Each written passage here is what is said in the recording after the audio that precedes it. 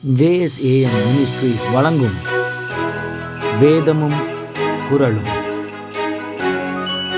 இன்றைய வேதவசனம்: தீமையை யோசிக்கிறவர்கள் தவறுகிறார்கள் அல்லவோ, நன்மையை யோசிக்கிறவர்களுக்கோ கிருபையும் சத்தியமும் உண்டு.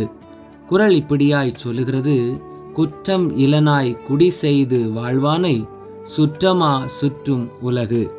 இதனுடைய விளக்கம் என்னவெனில், தவறானவற்றை செய்யாமல் தன் வீட்டையும் நாட்டையும் மேன்மையடைய செய்து வாழ்பவனை உயர்ந்தோர் தம் சுற்றமாக ஏற்பர்.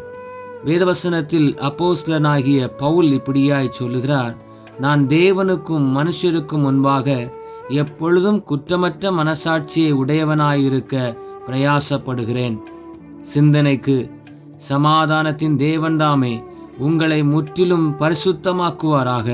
உங்கள் ஆவி, ஆத்துமா, சரீரம் முழுவதும் நம்முடைய கர்த்தராகிய இயேசு கிறிஸ்து வரும்போது குற்றமற்றதாய் இருக்கும்படி காக்கப்படுவதாக.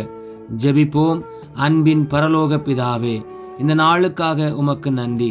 நாங்கள் உம்மை போல பரிசுத்த சிந்தை உடையவர்களாய் பாவத்தை வெறுத்து தள்ளவும், உத்தமமாய் நடந்து கொண்டு குற்றமற்ற வாழ்க்கையை வாழ்ந்து உம்மிடத்திலிருந்து ஆசீர்வாதத்தை பெற்றுக்கொள்ளவும், பரலோக பாக்கியத்தை பெற்று பரிசுத்தரை ஓயாமல் புகழவும் எங்களுக்கு கிருபை செய்யும்.